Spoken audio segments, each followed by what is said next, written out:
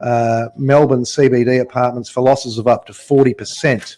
And let me just read a little bit from that article. Melbourne apartment owners have offloaded inner city units at losses of up to 40% in recent months, as some apartments continue to sit empty a year after Melbourne first went into lockdown to slow the spread of the coronavirus.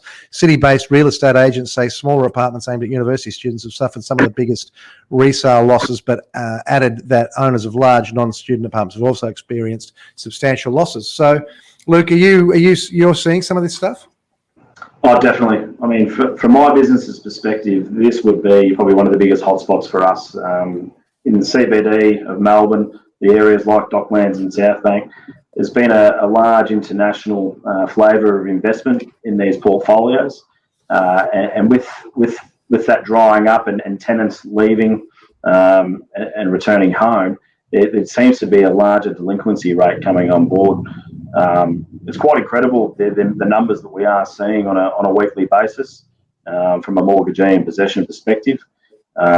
With property prices still on the rise in Melbourne, for some reason this apartment sector just can't seem to sustain holding the possession of the property. So it's definitely going to increase over the coming months, and I think the vacancy rates will continue to grow.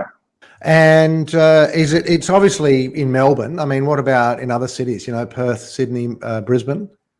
Definitely starting in Sydney in some pockets, but nowhere to the level of Melbourne. Adelaide, Brisbane, Perth all seem to be pretty resilient at the moment, but I believe it will flow on to those sectors as well. I think Melbourne just seems to be ground zero from an apartment perspective, but there's also a lot of development down here as well, and I think that has probably also played a part in an overflow of stock in the market.